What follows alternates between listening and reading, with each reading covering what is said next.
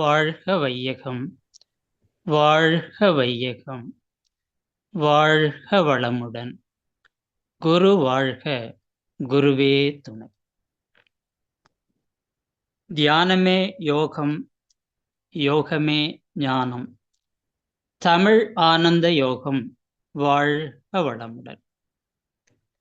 இந்த புனிதமான ஒரு நன்னாளிலே, புனிதமான வேளையிலே, தமிழ் ஆனந்த யோகம் அறக்கட்டளை நிர்வாக இறையாசிரியர் ஐயா அவர்களை வணங்கி, அறக்கட்டளை நிர்வாகம், செயலாக்கம் உள்ளிட்ட அத்துணை அன்பர்களையும் வணங்கி, இந்த இணைப்பில் கலந்து கொண்ட அத்துணை அன்பர்களையும் வணங்கி, இன்றைய சிந்தனைக்கு மௌனத்தின் மேன்மை என்ற தலைப்பிலே பயணிப்போம். வாழ்க வளமுடன்.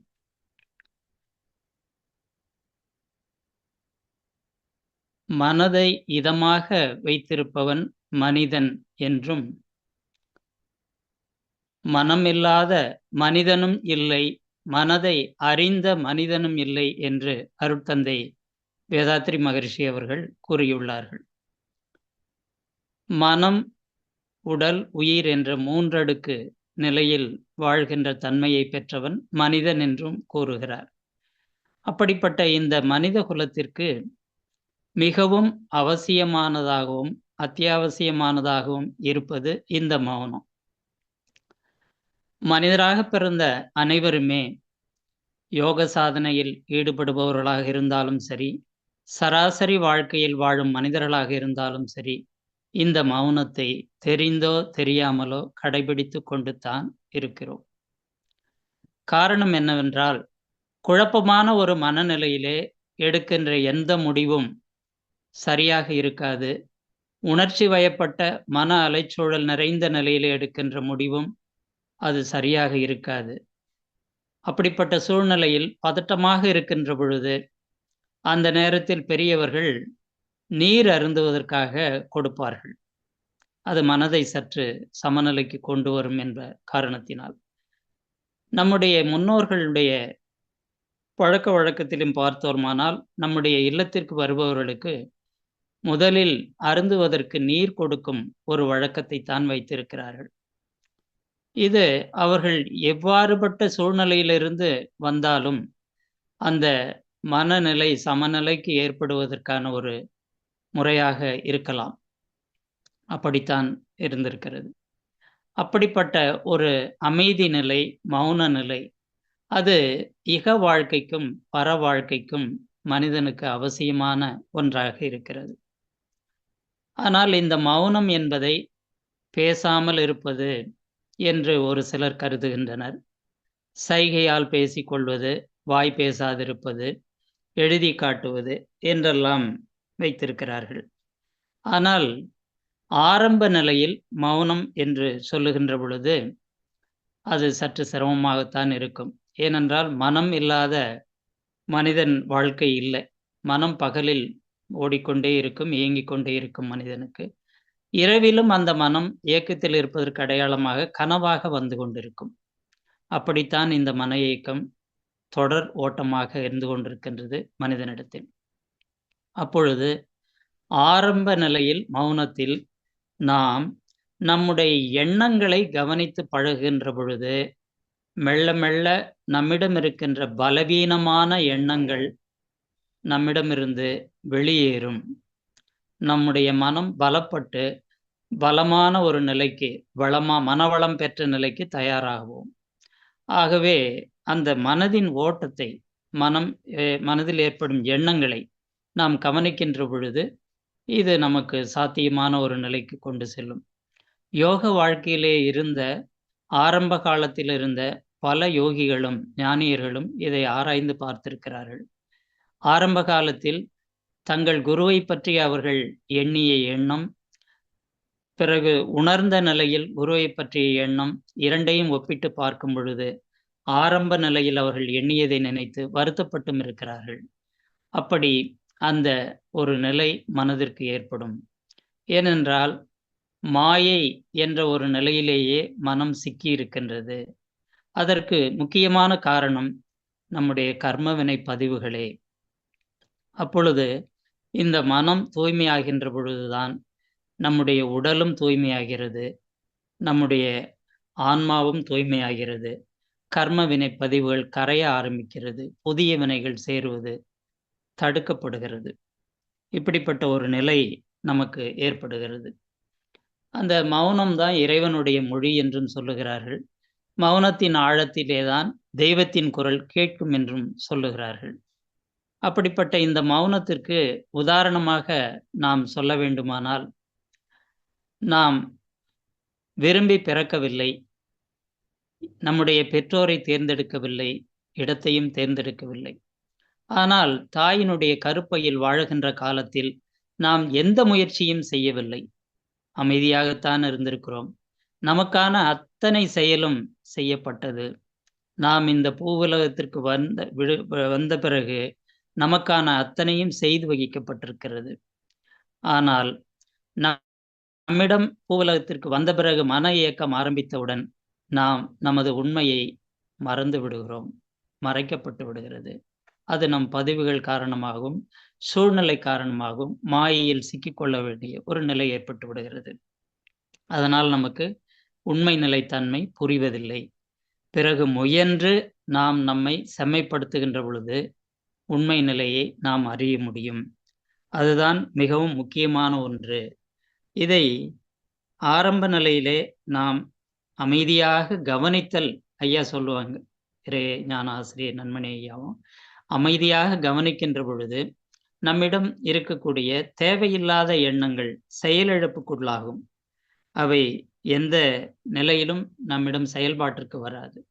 அந்த நிலையிலேயே நாம் ஒரு அமைதி நிலையை அடைந்து விடலாம்.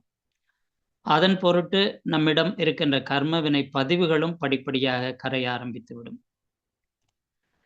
இந்த தேகத்திற்குள்ளே ஒரு வேகம் எப்பொழுதும் இருந்து கொண்டே இருக்கின்றது. அந்த வேகத்தை விவேகமாக மாற்ற வேண்டும் என்று சொன்னால் நாம் மௌனத்தை கடைபிடித்தாக வேண்டிய ஒரு நிலை இருக்கிறது. மாணிக்கவாசக பெருந்தகையும் இதை அந்த பாடல் வரியிலே குறிப்பிட்டிருக்கிறார்கள். வேகம் கெடுத்தாண்ட வேந்தனடி வெல்க என்று ஒரு வரியிலே குறிப்பிடுகிறார்கள். அந்த வேகத்தை தடுத்தாட்கொண்டு சமநிலைக்கு கொண்டு வந்தார் அந்த இயற்கை என்ற இறைநிலை என்று அவர் குறிப்பிட்டிருக்கிறார். இந்த வேகம் என்பது நம்மிடம் இயல்பாகவே இருக்கக்கூடியது. அதுவும் தற்காலத்திலே அனைவரும் எதையோ நோக்கி ஓடிக்கொண்டிருக்கின்ற ஒரு நிலை. அன்றாட வாழ்க்கையிலே நாம் எதை தேடுகிறோம், எதை பெறுகிறோம், எப்படி வாழ்கிறோம் என்ற ஒரு புரிதல் இல்லாத ஒரு நிலை நிலவிக் கொண்டிருக்கிறது. இங்கே மகரிஷி அவர்கள் நமக்கு சொல்லி இருக்கின்ற பல கருத்துக்களை நாம் சிந்தனைக்கு எடுத்துக்கொள்ளுகிறோம். ஒரு சில கருத்துக்களை நாம் கூர்ந்து கவனிக்க தவறிவிடுகிறோம். நமக்கு சாதகமான கருத்துக்களை எங்கிருந்தாலும் தேடி எடுத்துக்கொள்ளக்கூடிய ஒரு தன்மை மனித மனம். ஆகவே அவர் குறிப்பிடுவார், வாழத் தெரியாதவர்கள் வாழுகின்ற நாட்டிலே ஆளத் தெரியாதவர்கள் ஆளுவார்கள் என்ற ஒரு கருத்தை சொல்லி இருக்கிறார்கள். அப்பொழுது நாம் இதை கூர்ந்து கவனிக்க வேண்டிய ஒரு பொறுப்பு மனிதராக இருக்கின்ற நமக்கு இருக்கிறது. நமக்கு வாழ தெரிய வேண்டும் முதலில். அப்ப வாழ தெரியவில்லை என்றால் நம்முடைய அடுத்த தலைமுறையே படிப்படியாக இந்த உலகியல் வாழ்க்கையிலிருந்து இல்லாமல் போகின்ற நிலையை கூட நாம் சந்திக்கக்கூடிய ஒரு நிலை ஏற்படும். அதற்கான சூழல்களை நாம் அண்மையில் பார்த்து கொண்டிருக்கிறோம். அந்த செயல்களை சிந்திப்பதற்கான சிந்தனையை உங்களிடமே விட்டு விடுகிறேன். அப்பொழுது நாம் வாழும் நிலையுணர்ந்து தொண்டாற்றி இன்பம் காண்போம் என்றும் மகரிஷி அவர்கள் கூறுகிறார்கள். அப்ப வாழும் நிலை நாம் உணர வேண்டிய ஒரு பொறுப்பில் இருக்கிறோம். அந்த தன்மை நில் கவனி செல் என்ற நிலையிலே பயணிக்கின்ற பொழுது ஆழ்ந்த அமைதியான மௌனத்திலே தான் நாம் அந்த உண்மைகளெல்லாம் புரிந்து கொள்ளக்கூடிய ஒரு தன்மை ஏற்படும். இந்த மௌனம் நமக்கு ஒரு மன அமைதியை மட்டும், மனதில் இருக்கக்கூடிய ஒரு சலனத்தை மட்டும் போக்கவில்லை, உடல் நோயை கூட போக்குவதற்கு இது ஒரு சாத்தியமானதாக இருக்கிறது. அருணகிரிநாதருடைய வாழ்க்கையிலே சும்மா இரு சொல்லற என்ற ஒரு வார்த்தை சொல்லப்பட்டிருக்கிறது அவருக்கு. அதனுடைய உள்நோக்கம் என்னவென்றால், அவர் உடல் முழுவதும் மிகவும் பாதிக்கப்பட்ட ஒரு தொழுநோயால் சிரமப்பட்டு கொண்டிருந்திருக்கிறார். அப்பொழுது சும்மா இரு சொல்லற என்று சொல்வது மனம் செயல்படாமல் குழப்பமில்லாமல் அமைதியாக இந்த மௌனத்தை கடைபிடிக்க வேண்டும் என்ற ஒரு வார்த்தையாகத்தான் அவருக்கு அங்கு குறிப்பிடப்பட்டிருக்கிறது. அவ்வாறு அவர் அந்த மௌனத்தை கடைபிடித்ததன் காரணமாக அவர் உடல் தங்க நிறம், அதாவது தூய்மை நிலை அடைந்திருக்கிறார். அந்த உடல் தூய்மையாகி இருந்திருக்கிறது. அதற்கு பிறகு அவர் திருப்புகழ் போன்ற பாடல்களை ஏற்றக்கூடிய ஒரு வல்லமை பெற்றவராகவும் மாறியிருக்கிறார். அந்த மௌனம் அவருக்கு உதவி செய்திருக்கிறது. இதைத்தான் அங்கு சொல்லப்பட்டிருக்கிறது. இந்த மௌனம் என்பது நம்முடைய வாழ்க்கையில் பல நிலைகளில் மனித குலத்திற்கு மிகவும் அருமையானதாகவும் அற்புதமானதாகவும் இருந்து கொண்டிருக்கிறது. அதை ஒவ்வொரு மனிதனும் கையில் எடுக்க வேண்டிய ஒரு பொறுப்பு மனித குலத்திற்கு இருக்கிறது. அந்த மௌனத்திலே தான் நமக்கு கிடைக்கின்ற தகவல்களை, அதாவது இன்ஃபர்மேஷன் சொல்லுவோம். அதாவது அந்த தகவல் சரியானதா, தவறானதா, அல்லது ஒரு தத்துவ விளக்கமா, அல்லது வாழ்க்கை நெறியியலா என்பதை நாம் அதை முழுவதுமாக கன்ஃபர்மேஷன் அதை நம்ம கன்ஃபார்ம் பண்றதுக்கு இந்த மௌனத்தில் தான் அது முடியும். அந்த நிலை உண்மையானதாக இருக்கின்ற பொழுது, அது பயனுள்ளதாக இருக்கும் பொழுது, அந்த நிலைக்கு மாற்றம் அடைவதற்கான டிரான்ஸ்ஃபர்மேஷன் என்ற நிலையும் இந்த மௌனத்தில் தான் நிகழும். இன்ஃபர்மேஷன், கன்ஃபர்மேஷன், டிரான்ஸ்ஃபர்மேஷன் என்ற 3 நிலையும் இந்த மௌனத்திலே நிகழும். அப்பொழுது பெர்செப்ஷன் என்ற ஒரு நிலையை நாம் அடைகின்ற ஒரு தன்மை ஏற்படும். அப்பொழுது இந்த மனிதகுலம் மிகவும் மகிழ்ச்சியாக, வெற்றிகரமாக, முழு மனதோடு வாழுகின்ற ஒரு வாழ்க்கையை பெறுவார்கள். மேலும் நம்மிடம் இருக்கக்கூடிய அற்ப எண்ணங்களாகிய அருகுணங்கள் அற்புத எண்ணங்களாக மாற்றப்படும். பேராசை, சினம், கடும்பற்று, முறையற்ற பால் கவர்ச்சி, உயர்வு தாழ்வு மனப்பான்மை, வஞ்சம் என்ற 6 குணங்கள் மனிதனிடத்திலே இருக்குமேயானால் அந்த மனிதனுடைய முன்னேற்றம் அங்கு தடைப்பட்டுவிடும். அருத்தந்தை வேதாத்ரி மகரிஷி அவர்கள் இந்த 6 குணங்களில் ஏதேனும் ஒன்று ஒரு மனிதனிடம் இருக்குமேயானால் அவர் வாழ்க்கையினுடைய முன்னேற்றம் தடையாக இருக்கும் என்று கூறுகிறார். அப்படிப்பட்ட நிலையிலே இவை அற்ப குணங்களாக நம்மிடம் இருக்கிறது மனித குலத்திலே. அதை அற்புத குணங்களாக மாற்றும் ஒரு தன்மையும் குறிப்பிட்டிருக்கிறார்கள். அந்த பேராசை என்பதை நாம் நிறைமனமாக மாற்றிக்கொள்ள வேண்டும்.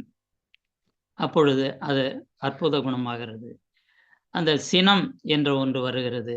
அதை நாம் பொறையுடைமையாக மாற்றிவிட வேண்டும் என்று கூறுகிறார். கடும் பற்று என்ற ஒன்றை ஈகையாக மாற்றிவிட வேண்டும் என்று கூறுகிறார். முறையற்ற பால் கவர்ச்சி கற்பு நெறியாக மாற்றிவிட வேண்டும் என்று கூறுகிறார். உயர்வு தாழ்வு மனப்பான்மை நேர் நிறை உணர்வாக மாற்றிவிட வேண்டும் என்று கூறுகிறார். வஞ்சம், அந்த வஞ்சம் என்பது சினம் நம்மிடம் எழுகின்ற பொழுது அந்த சினத்தை செயல்பட முடியாத இடத்தில் மனம் வஞ்சமாக இருப்பு கட்டுகிறது. அந்த வஞ்சத்தை மன்னிப்பாக மாற்றிவிடுங்கள் என்று கூறுகிறார். இப்படி மனித குலத்தில் இருக்கக்கூடிய அற்ப எண்ணங்களை அற்புத எண்ணங்களாக மாற்றும் ஒரு தகமை இந்த மௌனத்திலே தான் நிகழ்கிறது. அதை நாம் சரியாக கடைபிடித்து விட்டோமானால் நம்முடைய இக வாழ்க்கை சிறப்பாக இருக்கும். பர வாழ்க்கைக்கான வழியும் கிடைத்துவிடும். அப்படிப்பட்ட ஒரு அற்புதமான ஒன்றுதான் இந்த மௌனம். அந்த மௌனத்தில் நாம் நம்மை ஈடுபடுத்திக் கொள்ளுகின்ற பொழுதெல்லாம் இந்த அற்புதமான பயன்கள் நமக்கு கிடைக்கும்.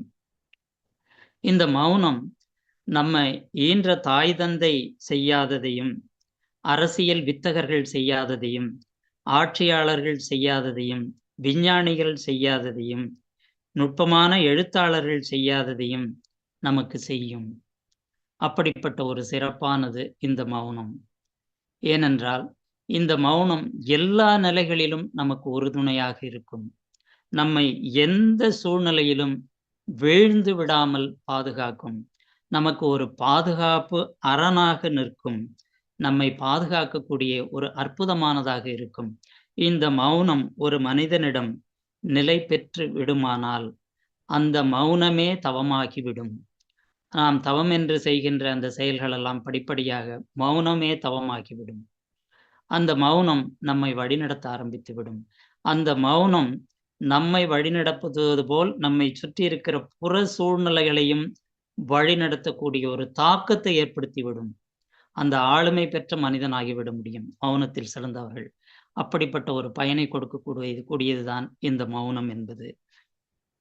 இந்த மௌனம் அறம் நின்று வாழக்கூடிய வழியையும் மனிதனுக்கு வகுத்து கொடுக்கும். அப்ப அறநெறி 3 என்று மகரிஷி அவர்கள் குறிப்பிட்டிருக்கிறார்கள். ஒழுக்கம், கடமை, ஈகை என்று. இந்த ஒழுக்கம், கடமை, ஈகை என்பதிலே ஒழுக்கம் என்பதை ஒரு மனிதன் பின்பற்ற வேண்டும். கடமை என்பதையும் அவன் செய்தாக வேண்டும்.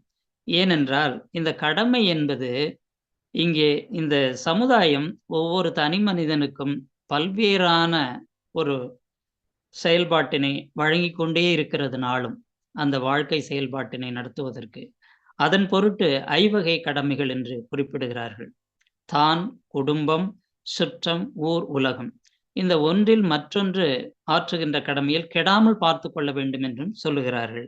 ஆனால் ஒரு மனிதன் செய்ய வேண்டியது இந்த ஒழுக்கம், கடமை என்ற 2ஐ மட்டும் செய்தால் போதுமானதாக இருக்கிறது அறநெறியிலே. அந்த ஈகை என்பது அது செய்யாமல் இருந்தாலும் அது இயற்கையாக நிகழ்த்தப்பட்டுவிடும் என்று அருட்தந்தையை குறிப்பிடுகிறார்கள். அதாவது அறிவு ஒரு இடத்திலே நிரம்பி இருக்கிறது என்றால், ஒரு மனிதனிடம் இருக்கின்றது என்றால், அந்த அறிவு தானாக இந்த சமுதாயத்திற்கு பயனளிக்கும் வகையிலே எடுத்தாளப்படும். அல்லது பொருட்செல்வமாக இருந்தாலும் அதுவும் காலத்தால் எடுத்தாளப்படும் என்று குறிப்பிடுகிறார். அந்த ஈகை என்பது அந்த மனிதன் செய்யவில்லை என்றாலும் இயற்கை அதன் வேலையை செய்துவிடும் என்று குறிப்பிடுகிறார்கள். அப்படிப்பட்ட இந்த அறம் நின்று வாழுகின்ற தன்மை, அறநெறிப்படி வாழுகின்ற தன்மை இந்த மௌனத்தில் தான் ஒரு மனிதனுக்கு கிட்டுகிறது. அந்த வகையில் மௌனம் மிகவும் சிறப்பான ஒன்றாக இருக்கின்றது மனித குலத்திற்கு. அருட்தந்தை அவர்கள் இந்த மௌனத்தை 1 மாத காலம் இருந்திருக்கிறார்கள். பிறகு வயதான காலத்தில் படிப்படியாக 15 நாட்களாகவும் அனுஷ்டித்திருக்கிறார்கள். அந்த மௌனத்தின் நிறைவிலே அவர் தன்னுடைய கருத்துக்களை எல்லாம் தொகுத்து இறைநிலையோடு இணக்கமாக இருந்து தாம் பெற்ற அந்த உன்னதமான அந்த தொகுப்பை புத்தகமாக வெளியிட்டிருக்கிறார். அப்படிப்பட்ட ஒரு நிலை அருட்தந்தையின் வாழ்க்கையிலே நிகழ்ந்திருக்கிறது. அந்த மௌனத்தின் சிறப்பையும் அவர் குறிப்பிட்டிருக்கிறார். மௌனத்தின் சிறப்பினால் விளைந்த விளைவுகளையும் நமக்கு அளித்திருக்கிறார். அப்படிப்பட்ட மௌனம் சிறப்பானது.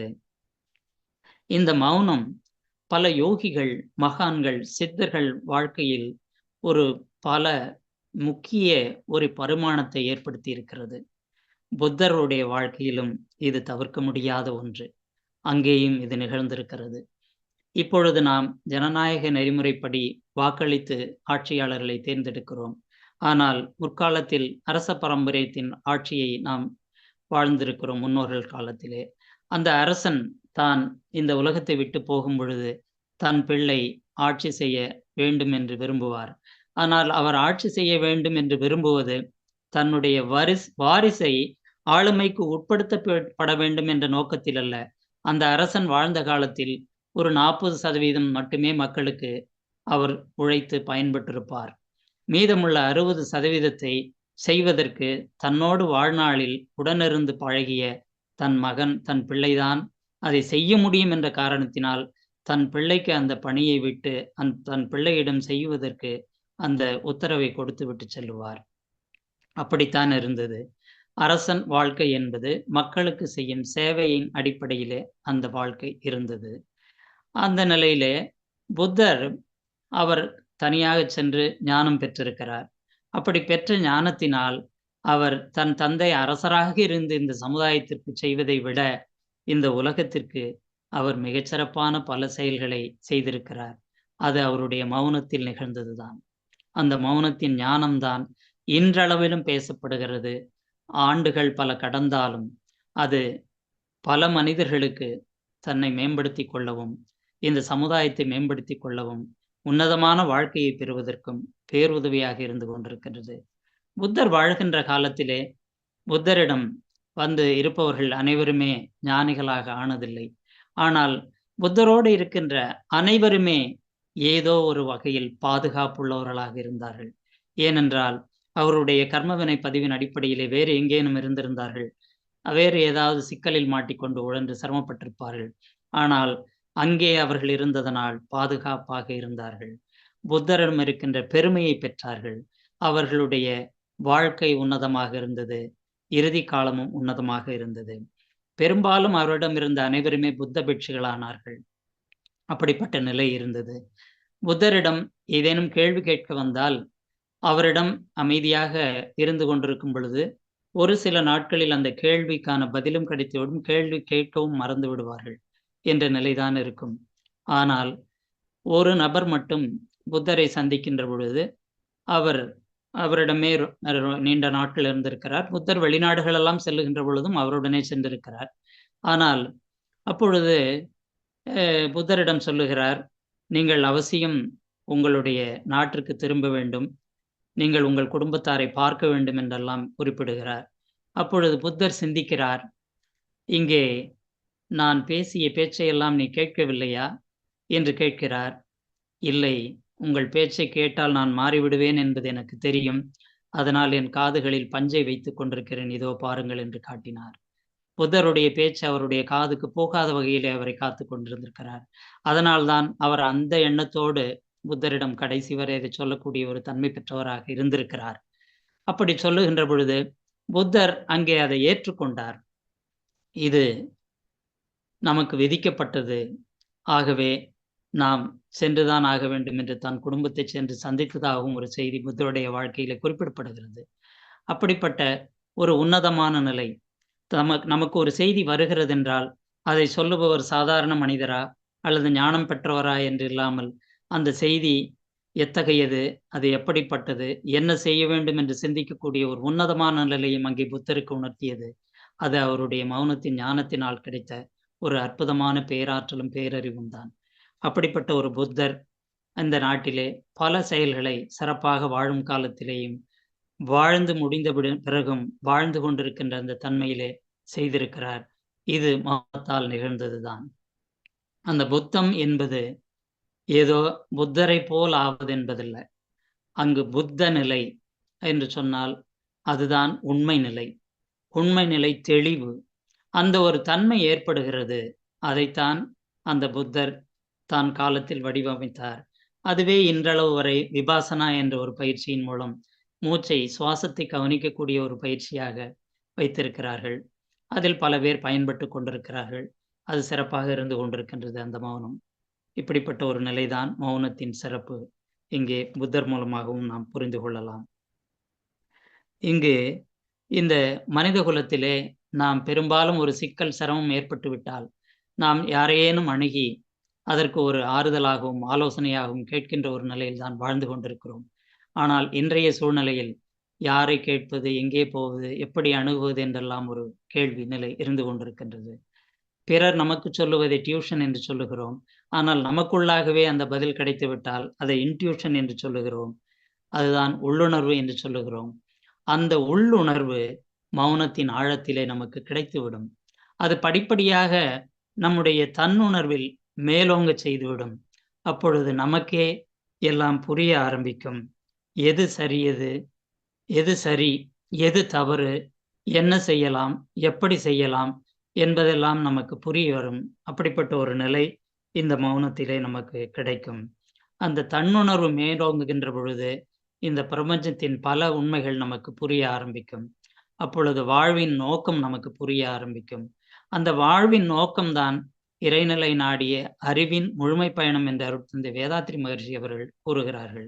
அப்பொழுது அந்த தன்மை நமக்குள் மேலோங்குகின்ற பொழுது நமக்குள் இருக்கும் தடைகளை சிறு சிறிதாக தகர்க்கின்ற ஒரு தன்மையையும் ஒரு வல்லமையும் இந்த மௌனம் நமக்கு வழங்கிவிடும். அப்படி நாம் படிப்படியாக உயர்கின்ற ஒரு சிறப்பை கொடுப்பதுதான் இந்த மௌனம். இந்த மௌனம் நம்மை ஒரு புதிய பரிமாணத்திற்கே அழைத்து செல்லும்.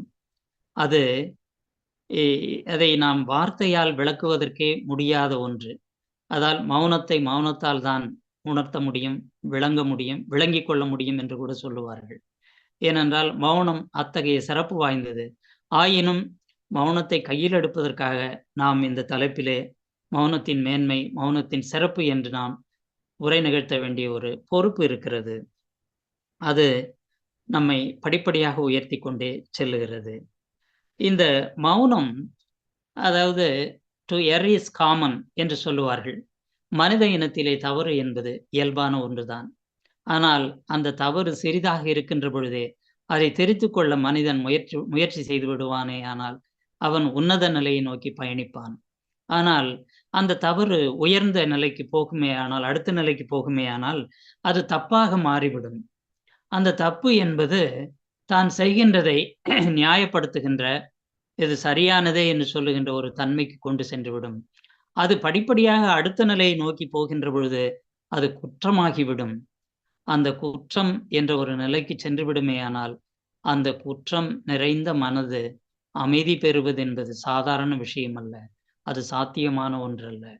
ஆக, அந்த தவறு என்ற நிலையிலேயே மனிதன் தன்னை சரி செய்து கொள்ள வேண்டிய, சரிபார்த்து கொள்ள வேண்டிய, தன்னை தற்சோதனை செய்து, சுய ஆய்வு செய்து, சீரமைத்துக் கொள்ள வேண்டிய ஒரு நிலை இருக்கிறது மனிதனுக்கு. அது இந்த மௌனத்தின் மூலமாகத்தான் நிகழ்த்தப்படும். அப்படி அந்த தவறுகளிலிருந்து வெளிப்பட்டு விட்டால், குற்றம் என்ற ஒரு நிலைக்கு நாம் போக வேண்டிய ஒரு நிலை ஏற்படாது. அப்பொழுது உன்னதமான ஒரு நிலையை நாம் உணர்ந்து கொள்ளலாம். அந்த ஒரு நிலைக்கு நம்மை இது தயார் செய்துவிடும்.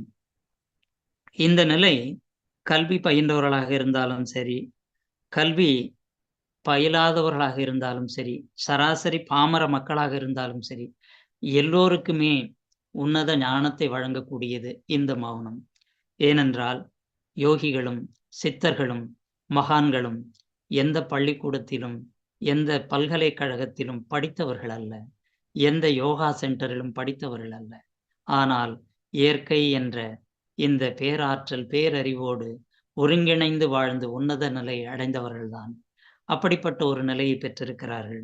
அவர்கள் இந்த மௌனத்தின் மூலமாகத்தான் அந்த நிலையை அடைந்திருக்கிறார்கள், உயர்ந்திருக்கிறார்கள். பட்டினத்தடிகளும் காதறந்த ஊசியும் வாராது காண் கடைத்தோறும் என்று சொல்லுவார். இது சாதாரணமாக எல்லோருமே இந்த பொருள் நிலையாமையானது, இந்த உலக வாழ்க்கையின் நிலையாமையானது அப்படிங்கிறது சொல்றதுக்கு தான் இந்த உதாரணத்தை எடுத்து ஆளுகின்றார்களே ஒழிய, ஆனால் மனிதனானாலும் மகானானாலும் உடல் போன பிறகு ஒன்றும் செய்ய முடியாது என்று அருட்தந்தை வேதாத்ரி மகரிஷி அவர்களும் கூறியுள்ளார்கள். அப்பொழுது இந்த உடலிலே உயிர் இருக்கின்ற பொழுதுதான் நாம் செய்ய வேண்டிய அத்தனையும் செய்ய முடியும். இந்த தவம், மௌனம், நம்மை மேற்படுத்திக் கொள்ளக்கூடிய உன்னதமான செயல் அனைத்தையும் உடலில் உயிர் இருக்கும் பொழுதே நாம் செய்ய வேண்டிய ஒரு பொறுப்பு இருக்கிறது மனிதனுக்கு. நாம் பட்டினத்தடிகளுடைய இந்த வார்த்தையை நாம் கேட்டு உணர்கின்ற பொழுது அந்த உண்மையை நாம் புரிந்து கொள்ள வேண்டும்.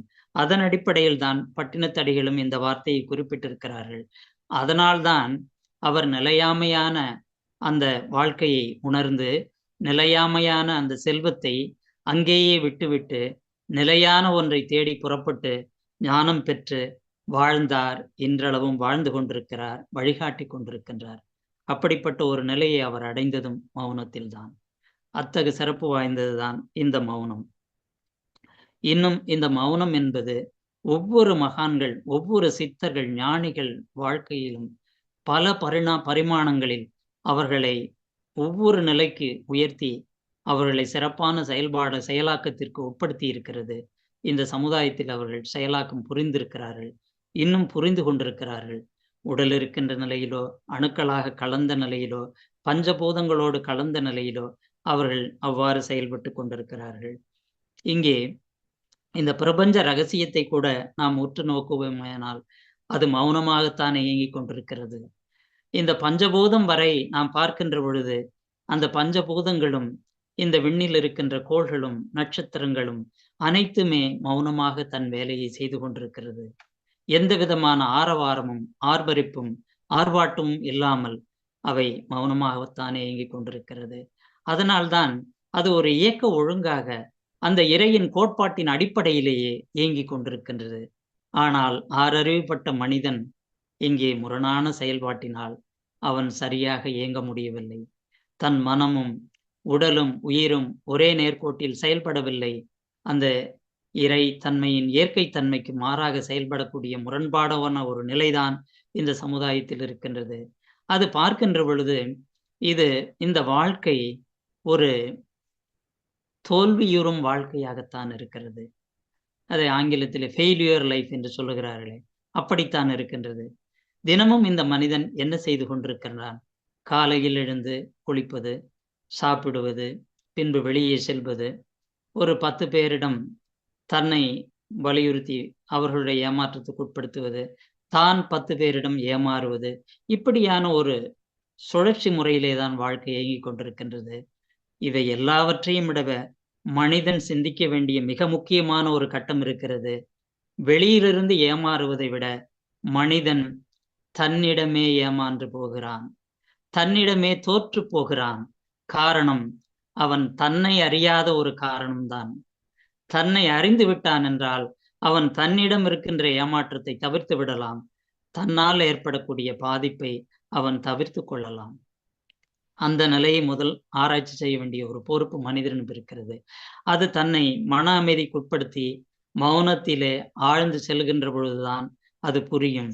எது சரி, எது தவறு, எது உண்மை, நான் சரியான பாதையில் செல்லுகிறேனா, என்னை நான் ஏமாற்றிக் கொண்டிருக்கின்றேனா என்ற ஒரு உணர்வுகளெல்லாம் அந்த மனிதனுக்கு புரிய வரும். இந்த நிலைதான் இன்று சமுதாயத்திலே நிரம்பி இருக்கின்றது.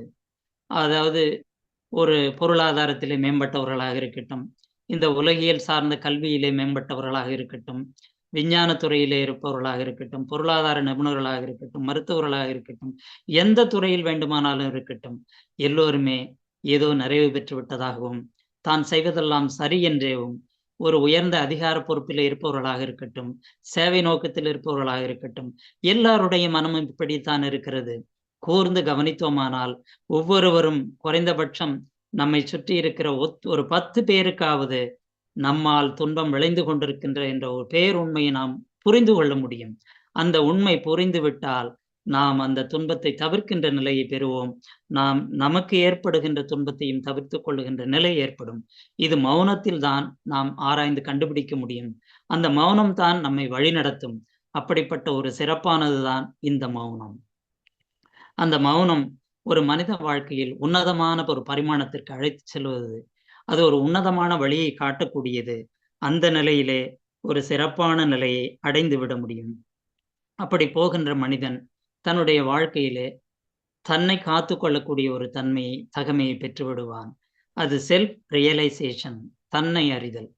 அது திருமூலப் பெருந்தகையும் தன்னை அறிய தனக்கு ஒரு கேடில்லை என்று கூறியிருக்கிறார்கள். அப்படி செல்ஃப் ரியலைசேஷன் வந்துவிடுமானால் அடுத்த நிலையான செல்ஃப் ஆக்சுவலைசேஷன் வந்துவிடும். அந்த செல்ஃப் ஆக்சுவலைசேஷன் என்பது தன்னிலை செயல்பாடு சிறப்பாக வந்துவிடும். அப்படி வந்துகின்ற பொழுது அது தன்னை கம்ப்ளீஷன் என்ற முழுமையை நோக்கி அழைத்து செல்லக்கூடிய ஒரு வழிகாட்டுதலாக இருக்கும். அதாவது இறைநிலை நாடிய அறிவின் முழுமை பயணத்திற்கு நம்மை அழைத்து சென்றுவிடும். அப்படிப்பட்ட ஒரு உன்னதமான ஒரு நிலைக்கு நம்மை தயார் செய்யும் இந்த மௌனம். மௌனம் என்பது ஏதோ வாய்மூடி நாம் அமைதியாக உட்கார்ந்து கொண்டு காலத்தையும் நேரத்தையும் விரயம் செய்து கொண்டிருப்பது என்பதல்ல.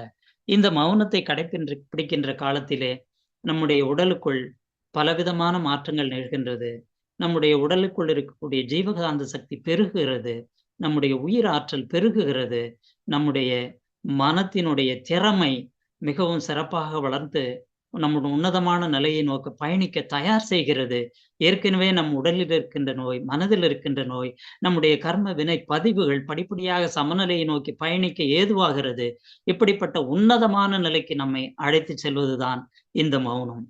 மௌனம் என்பது ஒரு சாதாரணமான ஒன்றல்ல. அந்த மௌனம் யார் கையில் எடுக்கிறார்களோ அவர்களை ஒருபோதும் கைவிடாது. அது வாழும் காலத்தில் மட்டுமல்ல, வாழ்ந்து முடிந்த காலத்திலும் நம்முடைய ஆன்மாவோடு தொடர்ந்து பயணிப்பது அந்த மௌனம்தான். அந்த மௌனம் உன்னதமான ஒன்று. அது மிக சிறப்பானது. அந்த மௌனம் மிகவும் சிறப்பாக பயன்களை நமக்கு வழங்கி கொண்டிருக்கும். இந்த மௌனத்தை நாம் நமக்கு முன்னர் வாழ்ந்த சித்தர்கள், யோகிகள், மகான்கள் என்று பலரையும் குறிப்பிட்டு அந்த அடிப்படையிலே நாம் பேசிக் கொண்டிருப்பது ஒரு பக்கம் இருந்தாலும், அண்மையிலே நம்மிடம் வாழ்ந்த ஒரு சிறந்த மகாத்மா என்று அழைக்கப்பட்ட காந்தி மகானை பற்றி நாம் சிந்தனைக்கு எடுத்துக்கொள்வோமே ஆனால் அந்த உண்மை நமக்கு புரியும். இந்த மௌனத்தை தான் மகாத்மா காந்தி கடைபிடித்தார். அவர் எங்கோ இந்த உண்மையை எடுத்தார், ஆராய்ச்சி செய்தார், தன் வாழ்க்கையிலே கடைபிடித்தார். அரை நிர்வாண பக்கிரி என்று வெள்ளையர்கள் அவரை அழைத்த போதும் ஆஃப் நேக்கட் பக்கீர் என்ற நிலையிலேயே தான் ஒரு இடுப்பிலே கட்டிய கச்சையோடு சாதாரண ஒரு எளிமையான தோற்றத்தோடு தன் வாழ்க்கையை மாற்றிக்கொண்டார். அவர் வெளிநாடுகளுக்கு சென்று சட்டம் படித்து மிக உன்னதமான நிலையிலே உயர்ந்த போதும் தன் வாழ்க்கையை எளிமையாக்கினார். தன்னுடைய செயல் அத்தனையும் எளிமையாக்கினார். அவர் அந்த மௌனம் என்ற ஒரு நிலையிலே தான் கையில் எடுத்த ஒரு பெரிய ஆயுதம் அகிம்சை. அந்த அகிம்சை தான் இந்த நாட்டிற்கு சுதந்திரத்தை வாங்கி கொடுப்பதற்கு ஒரு பேருதவியாக இருந்தது. சுதந்திர போராட்டத்திலே தன்னை ஈடுபடுத்திக் கொண்ட எத்துணையோ தியாகிகள் இருக்கிறார்கள். அவர்கள் தீவிரவாதத்தின் மூலமாக அந்த போரை தொடங்கினார்கள். அமைதியான நிலையிலே தொடங்கினார்கள். சமாதானமான முறையிலே தொடங்கினார்கள். மகாத்மா காந்தி அகிம்சை முறையிலே தொடங்கினார்கள். இந்த அகிம்சை என்ற ஆயுதம்தான் வெள்ளைக்காரர்களுக்கு ஒரு பேரிடியாக இருந்தது.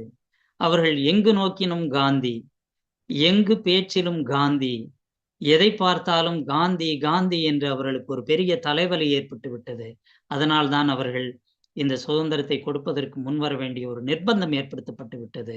ஆனால் நாம் அந்த நேரத்தில் நம்முடைய இந்த சக்தியை பயன்படுத்தி ஒருவேளை வெள்ளையர்களிடம் போராட்டம் என்ற ஒரு நிலையிலே நாம் ஈடுபட்டிருந்தோமே ஆனால் ஒருவேளை அதுவும் ஒரு உலக மகா யுத்தத்திற்கு வழிவகுத்திருக்கலாம். ஆனால் அந்த நேரத்தில் இயற்கை என்ற இறையாற்றலின் கருணையினால் நமக்கு கிடைத்த மகாத்மா காந்தி அகிம்சை என்ற ஒரு ஆயுதத்தை கையில் எடுத்து மிக அமைதியான முறையிலே அவர் இந்த சுதந்திரத்தை பெற வாய்ப்பாக இருந்தது. அங்கே கத்தியின்றி ரத்தமின்றி யுத்தம் ஒன்று வருகிறது என்ற ஒரு சத்தம் பேரிடியாக முழங்கப்பட்டது. அது மகாத்மா காந்தியின் மூலமாக வழங்கப்பட்டது. அந்த நிலை உன்னதமான ஒரு நிலையாக இருந்தது. மகாத்மா காந்தி அவர் சாதாரணமாக அகிம்சை என்று சொல்லிவிடவில்லை. அதை பிராக்டிக்கலாக அதை தன் வாழ்க்கையிலேயே நடைமுறையிலேயே பயன்படுத்தி கடைபிடித்து வாழ்ந்து காட்டிய ஒரு மகாத்மா. அதனால்தான் அவர் உலகம் போற்றும் மகாத்மா என்று அழைக்கப்படுகிறார் இன்றளவு வரையிலே. அவர் சிறைச்சாலையிலே இருந்த காலத்திலே அவர் ஒரு செய்தி, அவரை சிறை அதிகாரியாக இருந்த ஜெனரல் ஸ்மட்ஸ் என்பவர் தன்னுடைய பூட்ஸ் காலால் காந்தியை உதைத்து விடுகிறார். அப்பொழுது மகாத்மா காந்தி அந்த காலுக்கு அவர் அந்த கால் அவருக்கு பூட்ஸ் அணிப்பதற்கு ஓய்வு நேரத்திலே அதை தையல் செய்து சிறைச்சாலையில் இருந்து அதை பரிசாக அந்த அதிகாரிக்கு வழங்குகிறார். அந்த அதிகாரி மிகவும் ஆச்சரியப்பட்டு போனார். அவர் நெகிழ்ந்து போனார். அவர் எப்படி என்னுடைய காலுக்கு சரியாக இதை நீ தைத்து கொடுக்க முடிந்தது என்றார். நீங்கள் என்னை உதைக்கின்ற பொழுது உங்கள் காலின் அளவை எடுத்து விட்டேன் என்று சொன்னார். அவர் தான் உதைத்த ஒரு மனிதன் தன் கால்களுக்கு இந்த காலுறையை தயாரித்து செய்து கொடுத்திருக்கிறாரே என்று மகிழ்ந்து மிகவும் நெகிழ்ந்து அவர் முக்கியமான விசேட காலங்களில் மட்டும் அதை அணிந்து செல்வதாக ஒரு வழக்கமாக வைத்திருந்தார்.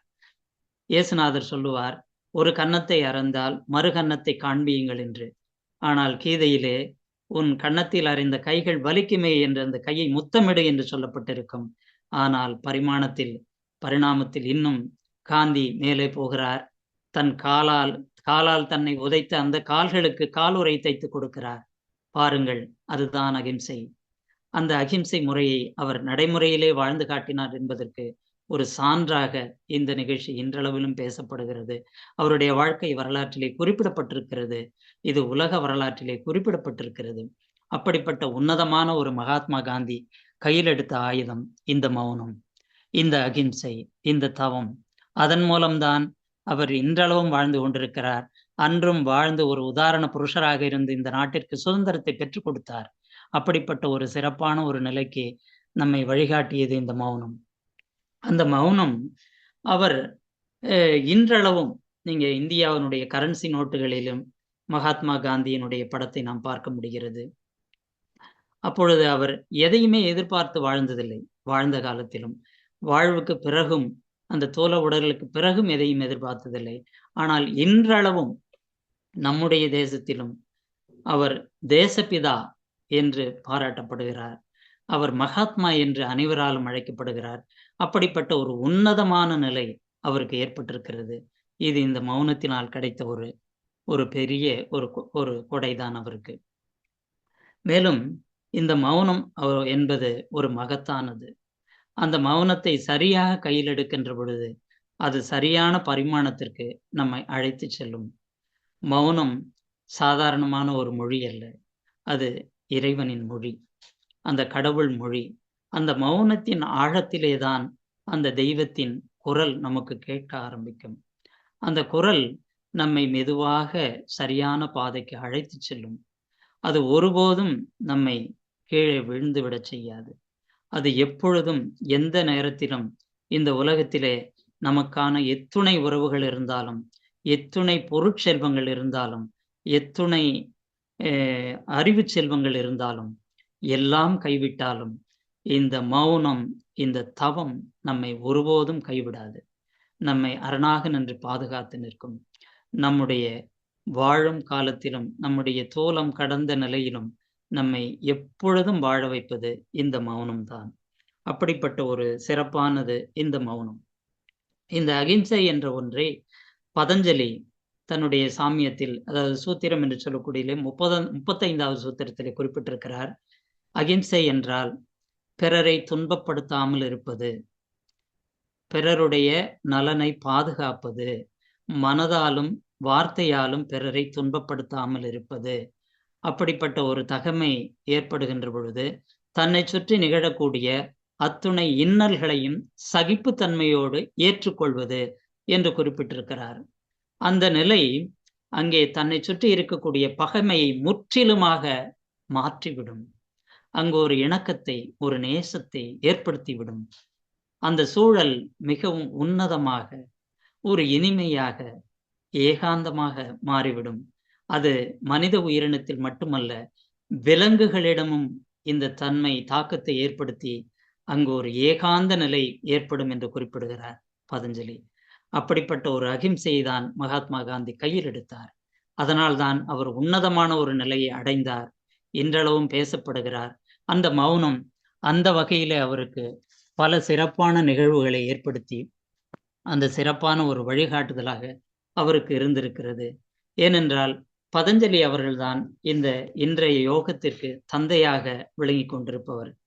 இந்த உலகத்திலே நாம் பார்க்கின்ற பொழுது மகா அவதார் பாபாஜி ஆகட்டும், மகாலகரி சாயர் ஆகட்டும், முக்தி ஆனந்தர் ஆகட்டும், அடுத்து வருகின்ற அத்துணை யோகிகளாகட்டும், எல்லோருமே அந்த பதஞ்சலி யோகத்திலிருந்து அங்கே இருந்த நுட்பத்தை எடுத்துத்தான் இந்த உலகிற்கு கொடுத்தார்கள்.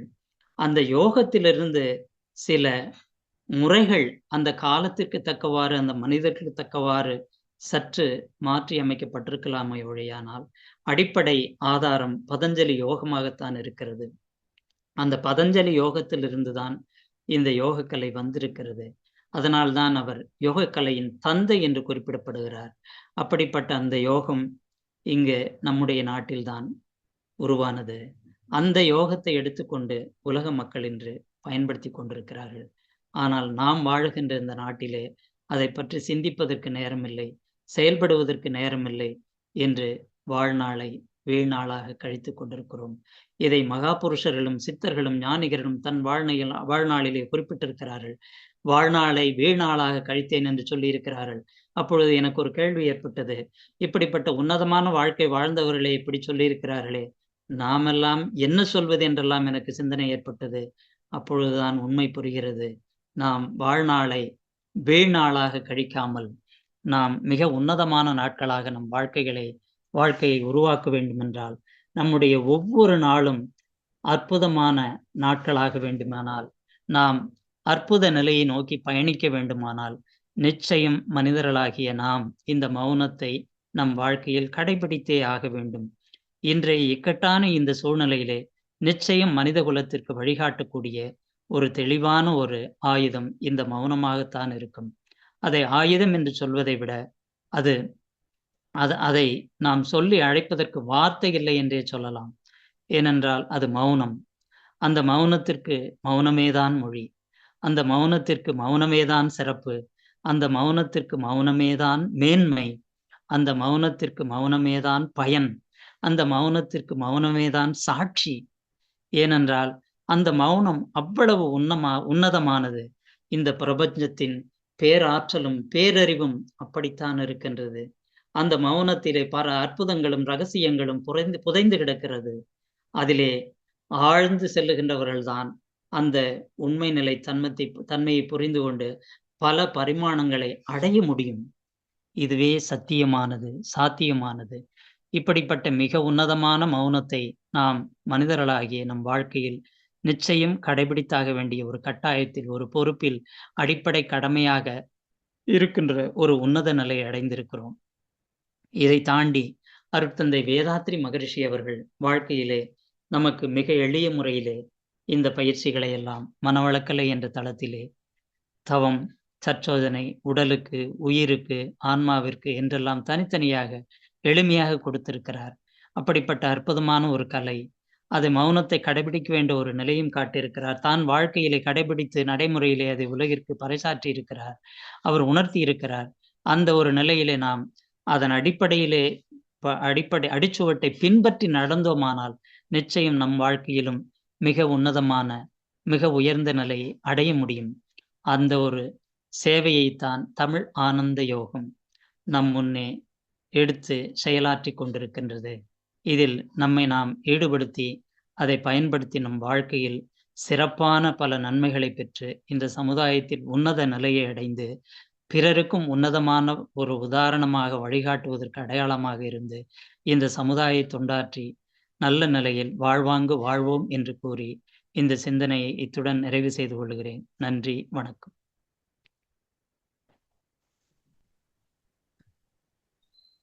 தியானமே யோகம், யோகமே ஞானம். தமிழ் ஆனந்த யோகம். வாழ்க வளமுடன் ஐயா. வாழ்க வளமுடன் ஐயா. மிக்க நன்றி ஐயா. சிறப்பான உரை ஐயா. மௌனத்தின் மேன்மையை பத்தி ரொம்ப தெளிவா சொன்னீங்க. ரொம்ப நன்றிங்க ஐயா. வாழ்க வளமுடன். ஐயாவுடைய உரையை ஐயா என்னன்னு சொல்லிருக்கான், தாயின் கருப்பையில் அமைதியாகத்தான் இருந்தோம், பூமிக்கு வந்த பிறகு அமைதியை இழந்து விடுகிறோம் அப்படின்னு சொன்னாங்க. அந்த அமைதியை நாம திரும்ப முயன்று அந்த அமைதி நிலையை நாம் அடைகிறோம்.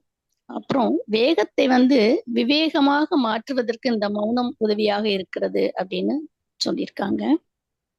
மௌனம் உடல் நோயும் போகக்கூடியது சாத்தியமாக இருக்கிறது. அப்புறம் அற்ப எண்ணங்கள் அற்புத எண்ணங்களாக மாற்றக்கூடிய வல்லமை இந்த மௌனத்திற்கு இருக்கிறது அப்படின்னு சொல்லிட்டு இந்த அருகுண சீரமைப்பை பற்றி ஐயா அவங்க நல்லா தெளிவா சொன்னாங்க. மேலும் அறநெறியின்படி வாழ்வதற்கு இந்த மௌனம் பேருதவியாக இருக்கிறது அப்படின்னு சொன்னாங்க. புத்தருடைய மௌனத்தை பற்றியும் அவர் வாழ்வில் நடந்த பல விஷயங்களை பற்றியும் ஐயா அவங்க ரொம்ப சிறப்பா எடுத்து சொன்னாங்க. பிரபஞ்சமே மௌனமாக தான் இயங்கி கொண்டிருக்கிறது அப்படின்னு சொன்னாங்க. மௌனத்தை மௌனத்தால் மட்டுமே விளங்கி கொள்ள முடியும் அப்படின்னு சொன்னாங்க ஐயா. ரொம்ப அது நல்ல ஒரு சிறப்பான ஒரு வார்த்தை. அப்புறம் நம்ம ஆறறிவு படித்த மனிதர்கள் உடல், மனம், உயிர் இந்த மூணு முரண்பட்டு வாழ்வதால் தான் இந்த அமைதியை நாம இழக்கிறோம் அப்படின்னு சொன்னாங்க.